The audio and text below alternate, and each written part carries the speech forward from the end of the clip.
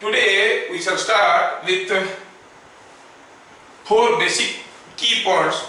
You have to remember all these things throughout. मैं थोड़ा सा लिख देता हूँ और उसके ऊपर एक छोटा सा क्वेश्चन दे दूंगा, फिर चैप्टर को आगे बढ़ा देंगे. Please cooperate. पहला हुआ, लास्ट क्लास बता चुके हैं, पहला हुआ फॉर मोनोक्रोमैटिक वेव. मोनोक्रोमैटिक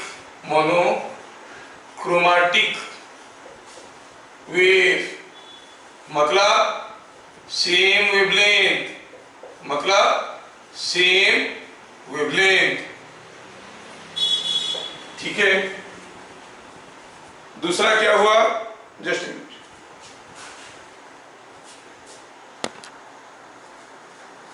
दूसरा क्या हुआ इसमें, coherent.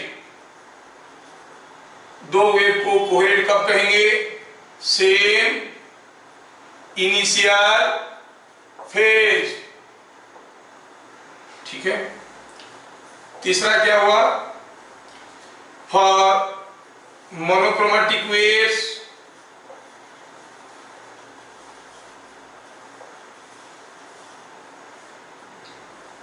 I1 by I2 is A1 square by A2 square, ठीक है. चौथा हुआ, the path difference is related to the phase difference by the relation lambda by 2 pi into phase difference, ठीक है. अक्सर हम लोग भूल जाते हैं लैम्डा बाई 2 पाई है कि 2 पाई बाई लैम्डा है. याद रखने की एक थोड़ा सा तरकीब बताता हूं, ये गड़बड़ हो जाता है, उल्टा कर देते हैं कभी कभार. देखो ये नीचे एंगल है, फेज भी एंगल है, एंगल कैंसिल हो जाएगा, length will be equal to length, lambda is wavelength. ये भी पाथ है, लेंथ को लेंथ करने के लिए एंगल के नीचे एंगल रहेगा, मतलब लैम्डा बाई 2 पाई. याद रखने की तरकीब बता दी. और लास्ट वाला था optical length of a medium. क्या था, it was mu times L. L0 लिखते हैं इसको. L क्या हो गया, लेंथ ऑफ मीडियम. बस लास्ट क्लास हम लोग ये सारा चीज देख चुके हैं, ठीक है. मैं आपको एक छोटा सा क्वेश्चन देता हूं. Suppose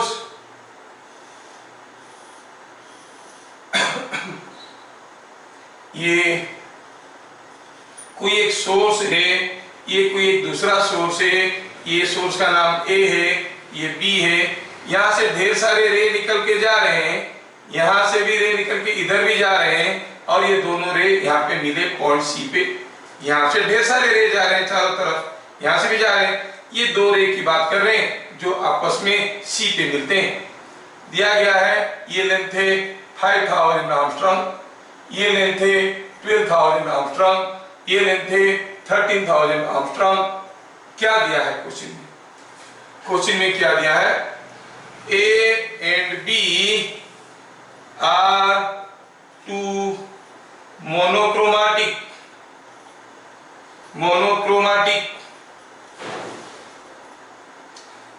coherent sources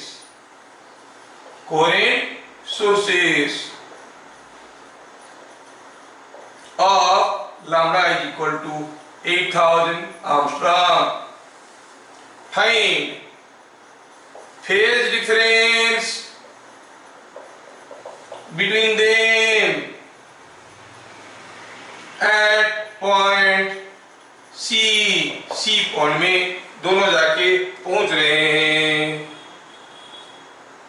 between them मतलब between rays at point C में दोनों रे पहुंच रहे हैं. उनके बीच में फेज डिफरेंस क्या है आपको बताना है, ठीक है. ओके, अब देखेंगे कि यहां पर A और B दो मोनोक्रोमैटिक कोहेरेंट सोर्स है. मोनोक्रोमैटिक का मतलब दोनों का वेवलेंथ बराबर है. कितना है, 8000 एंगस्ट्रॉम.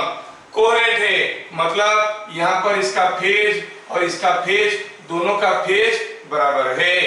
तो यहां पर जब पहुंचेंगे उनके बीच में फेज डिफरेंस क्या बनेगा हम लोग जानना चाहते हैं। We want to know what will be the phase difference between the rays reaching point C, है ना। तो इसके लिए पहले हमें देखना पड़ेगा कि what is the path difference between the rays. Solution कुछ ऐसे बनाएंगे, ध्यान से देखना, क्योंकि ये पर्टिकुलर टाइप का क्वेश्चन हर जगह आपका यूज होने वाला है, हर जगह यूज होने वाला है। Values will be different, approach will be same. पहला क्या हुआ, path difference between rays reaching C, path difference between rays reaching C is equal to delta x. What is the path difference coming out to be here? ये यहाँ से यहाँ पर गया, इतना लंबा पाथ गया है। ये कितना लंबा पाथ गया है? ये इतना लंबा पाथ गया है। ये गया है 13,000 आर्मस्ट्रांग, ये गया है 12,000 angstrom, but still there is a difference in path. कितना? ये गया 13,000, पाथ का डिफरेंस 13,000, वो गया है 12,000, so it is coming out to be 1,000 Armstrong. It is coming out to be 1,000 Armstrong. So this is the path difference. Then what is the corresponding phase difference? So simple, phase difference can be calculated as 2 pi by lambda into delta x. 2 pi by lambda means 2 pi by lambda is already given. How much? 8,000 Armstrong. Lambda is already given 8,000 Armstrong. And what is corresponding delta x here? Corresponding delta x we have calculated is 1,000. So it is coming out to be 2 pi by 8 or pi by 4. What is the unit? Radians. So you say the rays are monochromatic and coherent. They are reaching point C with a path difference of 1,000 Armstrong. The path difference, the phase difference between them is pi by 4 radians. This is a very regular question in all the boards, CBSE, ICSE, CHSE and all boards. So we understood this. Okay. So Huygens principle क्या कहता है? A source of light is a point of disturbance from which energy propagates in all directions. जैसे मैं बताया कि अगर आप pond में एक पत्थर डालते हो, that striking of water is the source of disturbance, जहाँ से एनर्जी चारों तरफ जाता है, and you see a number of waves going. So when you switch on a light source here, you call it a primary source. यहाँ से vibration इधर भी गया, इधर भी गया, इधर भी गया, इधर भी गया, है ना। और आप देखे होंगे कि अगर ये इधर गया, ये पार्टिकल बगल वाले पार्टिकल को धक्का दिया, वो हिलने डुलने लगा, वो बगल वाले पार्टिकल को धक्का दिया, वो हिलने डुलने लगा, and you see the wave is propagating. जब ये वाला पार्टिकल वाइब्रेट करने लगेगा, तब आप कहोगे इधर को ये वाला पार्टिकल भी वाइब्रेट करने लगेगा। ये वाला पार्टिकल जो बराबर डिस्टेंस पे सारे एक साथ वाइब्रेट करने लगेंगे, है ना। ये सारा पार्टिकल एक साथ वाइब्रेट करना शुरू किए, सिमिलरली ये सारा पार्टिकल भी एक साथ वाइब्रेट करना शुरू किए थे, है कि नहीं। तो the locus of all particles which are vibrating in same phase, मतलब एक साथ वाइब्रेट करना शुरू किए, एक साथ ऊपर नीचे होना शुरू किए, that locus is called a wave front. I make it more simpler. जब आप कोई पत्थर डाल देते हो पानी में, you see different waves are going. What you find? A ring shape wave is going. वो रिंग में सारा पार्टिकल एक साथ ऑसिलेट कर रहे हैं, है ना। सो the wave front is a circular shape there, क्योंकि वो 2 डायमेंशनल प्लेन में हो रहा है। लेकिन अभी जब कोई लाइट सोर्स ग्लो करता है, हम इसको कहेंगे प्राइमरी सोर्स। जब ये प्राइमरी सोर्स ग्लो करता है, vibrations go in all directions. अगर ये होमोजेनियस मीडियम है, होमोजेनियस मीडियम मतलब हर जगह म्यू का वैल्यू बराबर है, तो लाइट का वेलोसिटी हर जगह बराबर होगा। तो इधर जाने के लिए जितना समय लगेगा, इधर जाने के लिए उतना समय लगेगा। और you can say t second के बाद अगर यहाँ पर पहुंचा है और यहाँ पर भी पहुंचा है, तो ये डिस्टेंस, ये डिस्टेंस, ये डिस्टेंस सब बराबर होंगे। मतलब एक ही समय में ये वाइब्रेशन ये सबके साथ पहुंचा, ये सारे वाइब्रेट करना शुरू किए। You say they are all oscillating together, vibrating in same phase. और कैसे होगा सोचो तो, अगर ये सारा पॉइंट को जोड़ देंगे, ये सारा पॉइंट को अगर जोड़ देंगे जो एक साथ वाइब्रेट कर रहे हैं, उनका शेप कैसे दिखेगा? पानी में पत्थर डालो तो सर्कुलर दिख रहा था, 2 डायमेंशनल, लेकिन अभी तो एनर्जी इधर जा रहा है, इधर जा रहा है, इधर जा रहा है, इधर भी जा रहा है, इधर भी जा रहा है, चारों तरफ जा रहा है। And if you join all these points, it will look like a sphere. है कि नहीं? So the wave front is spherical shape. देखेंगे इसको तो क्या कहेंगे वेव फ्रंट, ठीक है, energy propagates in all direction, ये हम लोग देख लिए। किसके लिए? सोर्स ऑफ लाइट के लिए, you call it a source, I call it A primary source. The locus of all particles vibrating in same phase, vibrating in same phase around the primary source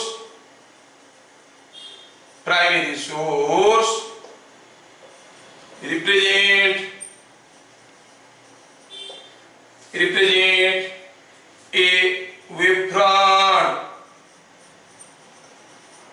मैं इसको थोड़ा importance देके कहना चाहूंगा, क्योंकि what is a wave front usually आता है question. So when a primary source is there, you have to search out the points which are vibrating in same phase, locus of all points, मतलब सारे को join कर लो, तो that is what is called a wave front, or to be more accurate you can call it a primary wave front, ठीक है, is called a wave front। तो wave front के बारे में आपको थोड़ा सा जानकारी हो गया। ये वेव फ्रंट का शेप कैसे होगा, शेप कैसे होगा वेव फ्रंट का, will say for a point source, for a point source wave fronts are concentric, spherical, वो स्फेरिकल शेप के होते हैं जो आप लोग देखें, क्योंकि यहाँ पर एक वेव फ्रंट होगा, छोटा स्फीयर बनेगा उसका लोकस, और एक बड़ा लोकस, और एक बड़ा लोकस, तो आप देखोगे ढेर सारे वेव फ्रंट्स बन रहे हैं, ढेर सारे वेव फ्रंट्स बन रहे हैं, and the shapes are concentric spherical, ठीक है। अगर बात करूंगा, सेम पॉइंट में कंटिन्यू कर रहा हूं, for a line source, line source मतलब सोचो कोई एक ट्यूबलाइट है, वो ग्लो कर रहा है। अब ये अगर ट्यूबलाइट है ग्लो कर रहा है, इसका वेव चारों तरफ ऐसे जा रहे हैं, यहाँ पर का पार्टिकल जब वाइब्रेट करेगा तब यहाँ पर का पार्टिकल भी वाइब्रेट करेगा, यहाँ पर का पार्टिकल भी वाइब्रेट करेगा, ये सबको जोड़ दोगे, खाली यहाँ नहीं, यहाँ पर का पार्टिकल भी वाइब्रेट करेगा, क्योंकि एक लाइन सोर्स है तो यहाँ पर का पार्टिकल वाइब्रेट करेगा। ये सारे को अगर जोड़ देंगे कैसा शेप मिलेगा, एक सिलिंड्रिकल मिलेगा। तो आपको क्या करना है, for a line source the wave fronts are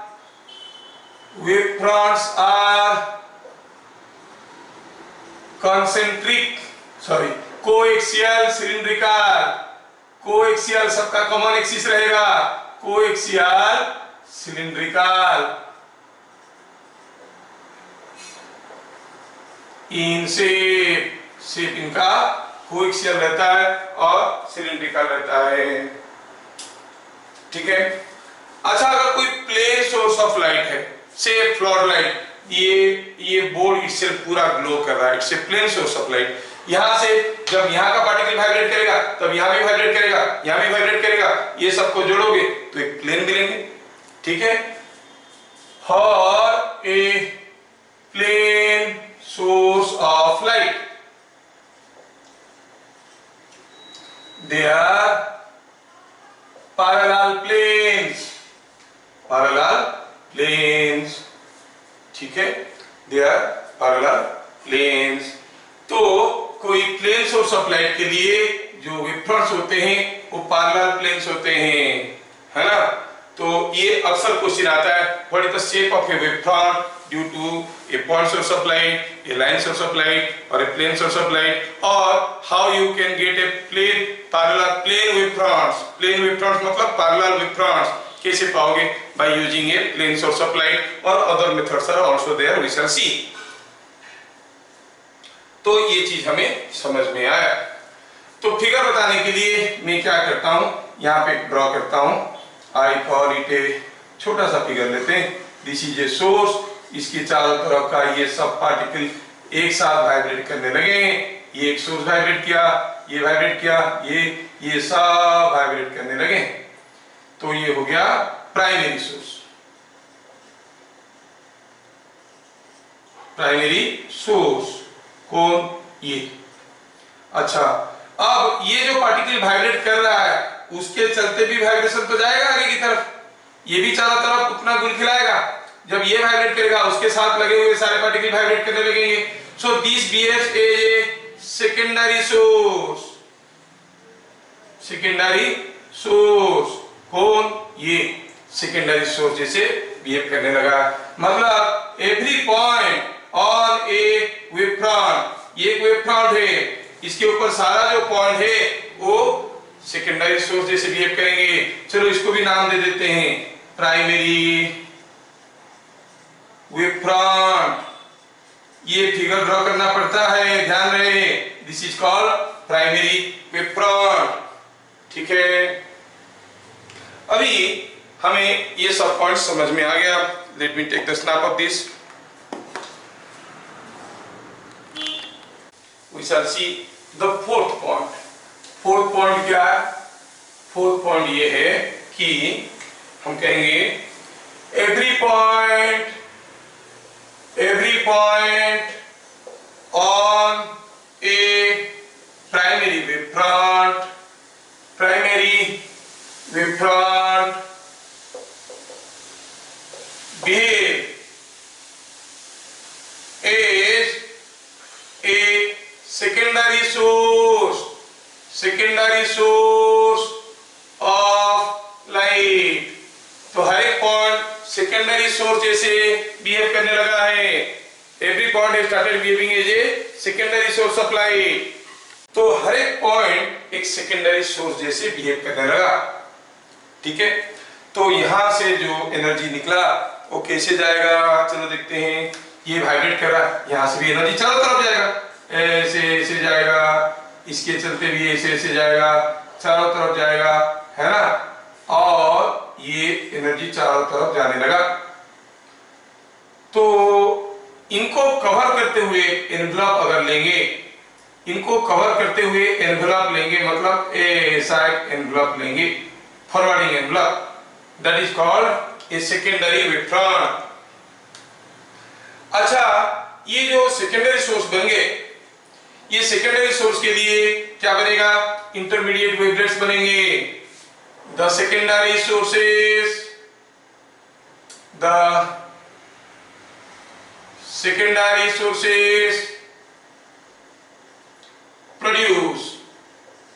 produce intermediate wavelets. ये सारे वेवलेट मतलब छोटा सा वेव, बड़ा बुक, छोटा बुक, छोटा बुक को बुकलेट कहते हो। Exactly, they are producing intermediate wavelets. अब ये जो वेवलेट है आपका मेन सोर्स प्राइमरी हो सकता है, आई मीन पॉइंट सोर्स हो सकता है, लाइन सोर्स हो सकता है और प्लेन सोर्स हो सकता है। अकॉर्डिंगली वेव फ्रंट्स किसी भी शेप के हो सकते हैं depending upon the shape and size of the source. लेकिन ये जो सेकेंडरी वेवलेट्स बन रहे हैं ये किनके लिए बन रहे हैं? सेकेंडरी सोर्स के लिए। सेकेंडरी सोर्स क्या है? Every point. So secondary sources are point sources. तो उनके लिए जो इंटरमीडिएट वेवलेट्स बनेंगे they will be always spherical in shape.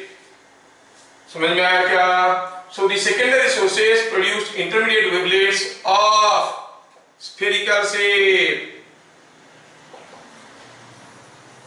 ठीक है, क्योंकि वो पॉइंट सोर्सेस है, these are points। तो आप क्या कहोगे? The forwarding envelope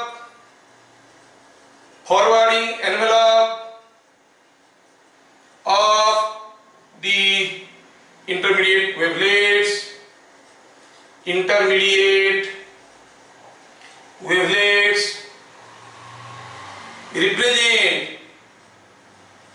represent the secondary wave front। ये था पहला वाला प्राइमरी वेव फ्रंट, ये बस बनाया दूसरा सेकेंडरी वेव फ्रंट। ठीक है, तो ये बन गया सेकेंडरी वेव फ्रंट। कहेंगे फॉरवर्डिंग एनवलप, आगे की तरफ से इसको एनवलप करने की कोशिश करोगे तो ये क्या देगा आपको, secondary wave front, secondary wave front कौन ये। एंड दिस वे इनके सारे पॉइंट्स फिर वाइब्रेट करेंगे and tertiary wave fronts like this other wave fronts will be produced. ऐसे करके बहुत सारे वेव फ्रंट्स बनने लगे। सो ढेर सारे वेव फ्रंट्स बनने लगे। thus other wave fronts are produced,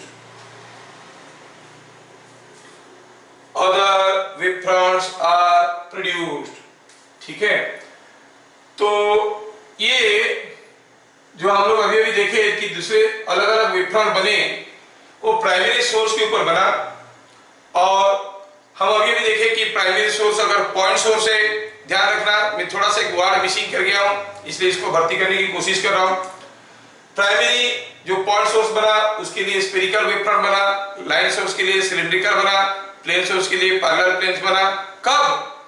जब हम कहेंगे ये होमोजेनियस मीडियम में है, if this point is in A homogeneous medium, तो पॉइंट सोर्स के लिए स्फेरिकल होगा। अगर आप नोट्स में नहीं लिखे हो तो you can mention it. For a homogeneous medium only point source के लिए स्फेरिकल वेव फ्रंट बनता है। मान लो कि एक सोर्स है और इसको पानी के नीचे, यहां पर से नीचे पानी है, ऊपर एयर है, तो t सेकंड में इधर लाइट जितना दूर जाएगा इधर उतना दूर नहीं जाएगा। मतलब यहां से 10 सेंटीमीटर दूरी पे जो पानी का पार्टिकल जब वाइब्रेट करना शुरू करेगा, इधर से 2 सेंटीमीटर दूरी पे पार्टिकल एक साथ वाइब्रेट करना शुरू करेगा, shape will not be spherical, shape कुछ ऐसे हो जाएगा, will not be spherical. Book में ये पार्ट को इंपोर्टेंस नहीं दिया गया है, लेकिन आप लोग वर्ड को कॉपी में लिखो, जोड़ देना, क्योंकि मैं फोटो उठा चुका हूं। क्या लिखना है? For A point source of light in A homogeneous medium. Start क्या करना है? इन ए होमोजेनियस मीडियम पॉइंट सोर्स के लिए वेव फ्रंट्स स्फेरिकल होते हैं, लाइन सोर्स के लिए कोएक्सियल सिलिंड्रिकल होते हैं, प्लेन सोर्स के लिए पैरेलल प्लेन होते हैं। Only for homogeneous medium, heterogeneous medium में नहीं होंगे। ठीक है, क्योंकि छोटी छोटी चीजों पे जी वाले क्वेश्चन पूछ लेते हैं। तो हम लोग क्या देखे, अदर वेव फ्रंट्स ऐसे ऐसे बन गए। अब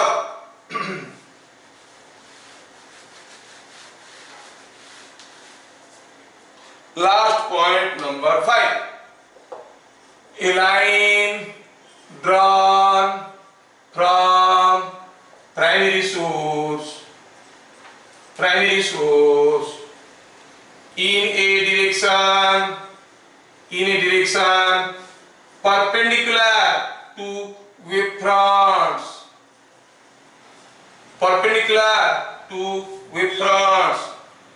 is called a रे किसको कहते हैं? आपको प्राइमरी सोर्स से कोई एक लाइन ड्रॉ करना है। कैसे? Perpendicular to the wave fronts. ऐसे ये एक रे हो गया, ये एक दूसरा रे हो गया।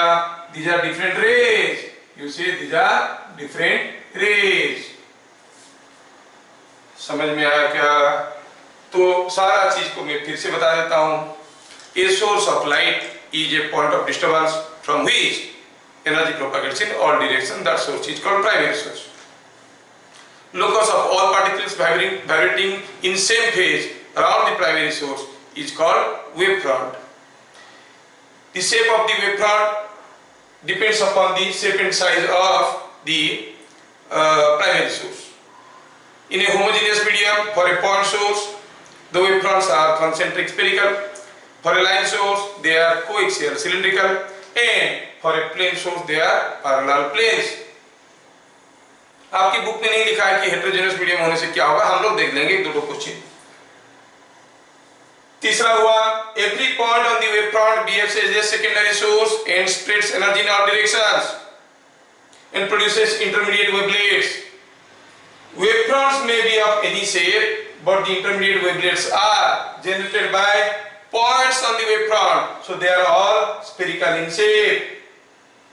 The forwarding envelope, the enveloping locus which envelopes all the secondary wavelets is called the secondary wave front. ये हो गया secondary wave front.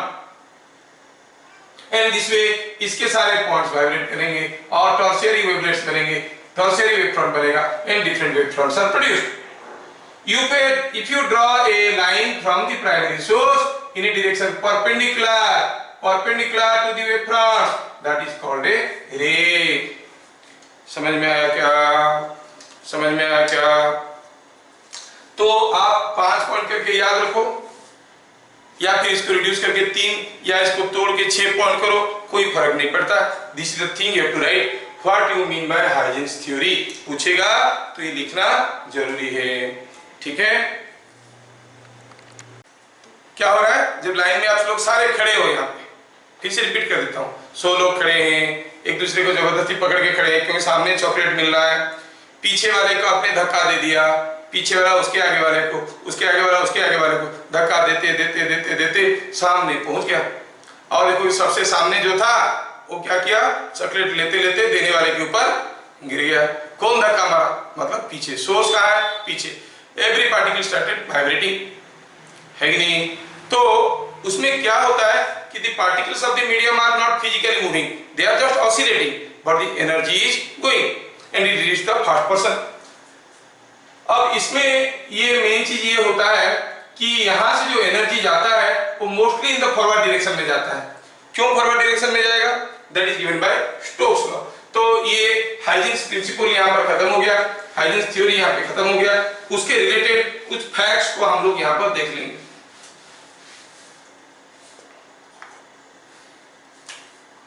अब इसको कोई आपको पूछेगा नहीं, what you understand by Huygens principle, हम लोग खुद नोट कर रहे हैं. ठीक है? ताकि हमें ये काम में लगेगा, न्यूमेरिकल करने में मदद करेगा. अंडरस्टैंडिंग द प्रिंसिपल, ये प्रिंसिपल को समझने में हमारा भलाई है. पहला हुआ कि ये जो एनर्जी है, मान लो कि ये कोई एक प्राइमरी सोर्स है, ये सेकेंडरी सोर्स है, वेवफ्रंट है, वेवफ्रंट के ऊपर सेकेंडरी सोर्स है, और ये एक रे है. अब ये सेकेंडरी सोर्स के लिए यहां पर क्या इंटेंसिटी बनेगा? P पॉइंट में. तो आप इस पॉइंट को ऐसे जोड़ो. सपोज ये एंगल थीटा है, तो स्टोक्स लॉ क्या कहता है?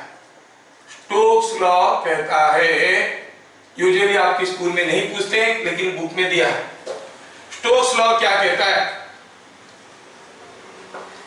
दी energy of a secondary source is not equally distributed in all directions. अगर ये पॉइंट को हम P कहेंगे, intensity at point P is proportional to, ज्यादा फैला के नहीं लिख रहा है because it's not a very important law. Intensity at point P is proportional to 1 plus cos theta. What is theta? Theta is angle between ray through secondary source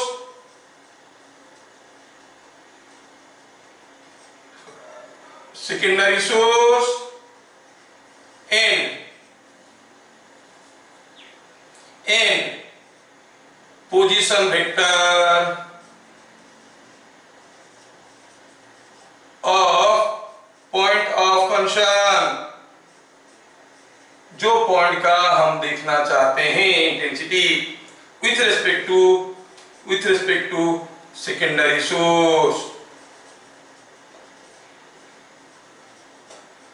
अगर ये point में हमें चाहिए इंटेंसिटी, तो आप देखेंगे इस पॉइंट को पहले with respect to this explain करो. ये वेक्टर हो गया, this is representing position vector of point P, है ना? ये position vector of point P represent कर रहा है और इधर से पास करता हुआ रे के साथ थीटा एंगल कर रहा है. तो यहाँ पर जो इंटेंसिटी होगा that will be proportional to 1 plus cos theta.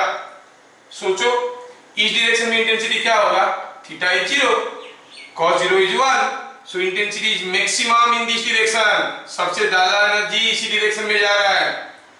अगर उल्टा डायरेक्शन में देखेंगे तो थीटा हो जाएगा 180 डिग्री. थीटा 180 डिग्री हो जाएगा तो cos 180 is -1, intensity is 0. So what we observe from this discussion that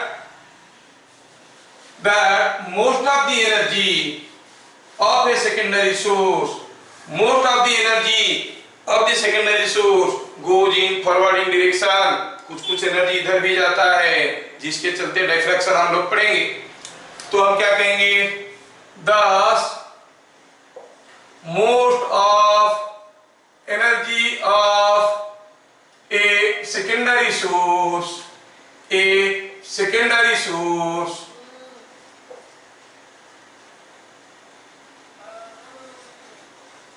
propagates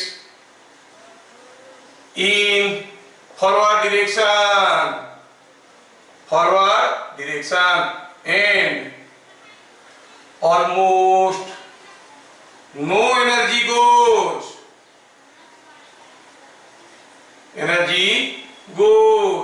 in backward direction में कोई एनर्जी नहीं जाता है. बैकवर्ड डायरेक्शन मतलब थीटा का वैल्यू है 180 डिग्री. बैकवर्ड डायरेक्शन का मतलब हुआ थीटा इज 180 डिग्री. थीटा 180 ले लेंगे, cos 180 हो जाएगा -1, ये हो जाएगा 0. बैकवर्ड डायरेक्शन में इंटेंसिटी इज ऑलमोस्ट 0. ये हुआ स्टोक्स लॉ. ठीक है, बहुत रेयरली आता है. आपकी जानकारी के लिए, those who are preparing for other entrances must be aware of. Point number 2,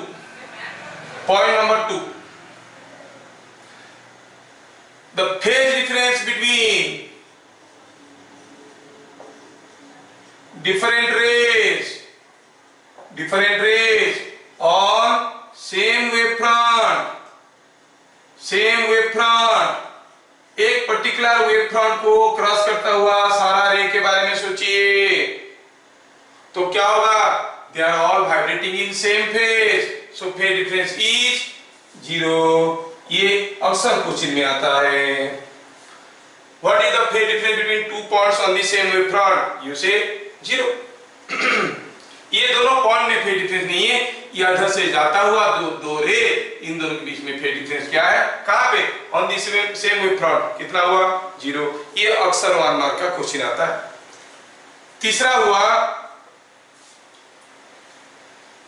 how to produce a plane source और how to produce parallel wavefronts. तो क्या आएगा question? So an arrangement to produce parallel wavefronts, so an arrangement to produce parallel wavefronts ऐसे आएगा. An arrangement for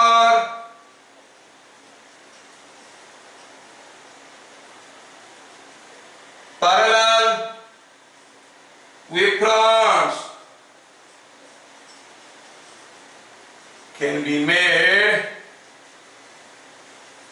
by keeping a primary source at focus of a converging lens. क्या है? converging lens का focus में अगर हम एक primary source को रखेंगे तो पैरेलल वेवफ्रंट्स बनेंगे. ठीक है. पॉइंट नंबर 3 में बोल रहा है कि अगर आपके पास कोई कन्वर्जिंग लेंस है और ये उसका फोकस है, यहां पर अगर प्राइमरी सोर्स रखोगे लाइट तो चारों तरफ जाएगा, है ना. और फिर उसके बाद it will go like this. You say the rays are parallel. When the rays are parallel, the wavefront will be perpendicular to the rays. So it will be like this. These are the different wavefronts. So you find parallel planes are produced as wavefronts. Now you say how you produce parallel wavefronts? By keeping a source of light to the focus of a converging lens. आपको wavefronts मिल रहे हैं. ये wavefront कैसे हुआ? क्योंकि हमें मालूम है कि अगर ऑब्जेक्ट रहेगा फोकस में तो refracted rays will be parallel. They will be forming the image at infinity. That means the rays are going parallel, perpendicular to the rays are the wavefronts, because the rays are always perpendicular to the wavefronts, तो wavefronts की shape ऐसे बन गया। ठीक है, point number 3। Point number 4, point number 4 में देखेंगे कि how is the wavefronts in different cases। वो इसे दे देंगे, considering a point object on principal axis, considering a point object on principal axis of a converging lens,